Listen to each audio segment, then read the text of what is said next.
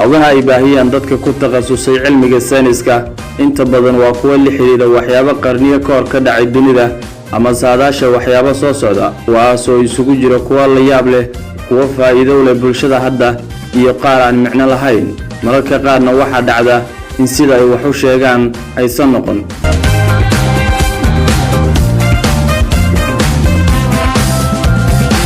sida xilliyadu kala duwan yihiin ayay dadka xilliyadaas nool lagu kala duwan yihiin warbixintan idinku soo wajahan waxa ay la xiriirtaa cilmi baaris ay dhawaan sameeyeen koox cilmi baarayaal taasi oo ay ku sheegeen inay heleen xogta dad 500 oo kun oo sano ka hor ku noolaa galbeedka Afrika kana duwan bini'aadamka caadiga qowmiyad bini'aadamka caadiga ka duwan oo aan la garanayn oo ku noolaa galbeedka qaaradda Afrika qiyaastii 500 oo kun oo sano ka hor ayaa loo maleynayaa in faracooda wili ay ku dhex nool yihiin dadka maanta jira sida ay saynisyahano warbixinta ku soo bandhigeen cilmi baarayaasha ayaa sheegay in natiijada dhacaanka hidde-sidaha ee DNA-da loo yaqaan ay ka qaadeen qalfoof madaxa ay muujinayso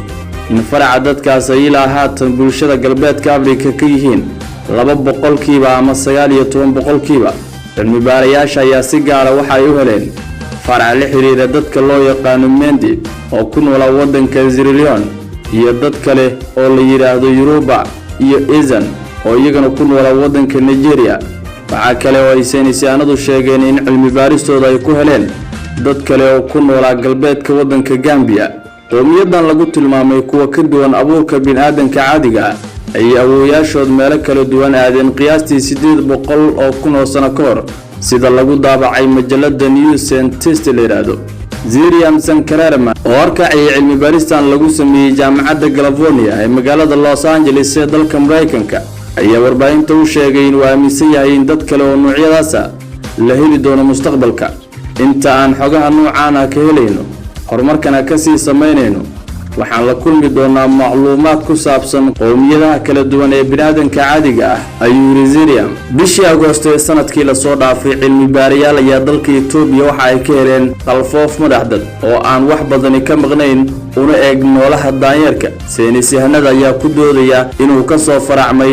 dadka hadda ay helayaan xogtooda ee noolaa 500 oo kun oo sano ka hor baaritaanka qalfoofkan la helay wuxuu dood gelinayaa aragtiyo laga qabay sida aadamihii hore ay uga faracmeen noolahan daanyeerka u eg sida ay saynisyahanada xogtan baarayay iyagoo ay sheegayaan aragtida haatan laga qabo in daanyeer qalfoofkiisa loo bixiyay Lucky uu ka mid ahaa noocyadii aadamihii hore ka faracmay ayay suurtagal tahay in dib loogu noqdo marka warbixinta la rogrogay warka qalfoofkan la helay waxa kol hore baahisay majalada la yiraahdo Journal Nature qalfoofkan madaxa ah waxa meel la yiraahdo Miradora oo ku taala degmada Miile ee gobolka Canfarta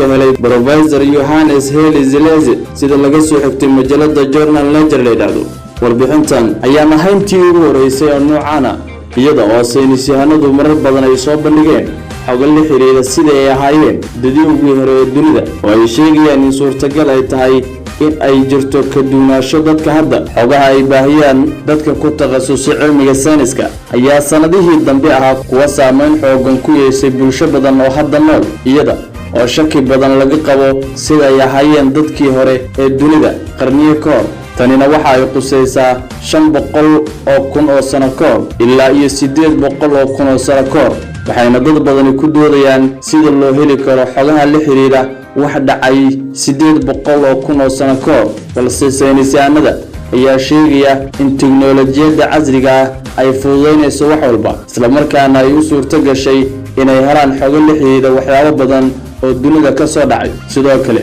kuma ekayn wixii dhacay oo hore ay ka hadlaan saynisyahanadu balse waxay saadaaliyaan waxyaabo soo socda kuwaasi oo badi sida ay u sheegaan aan u dhicin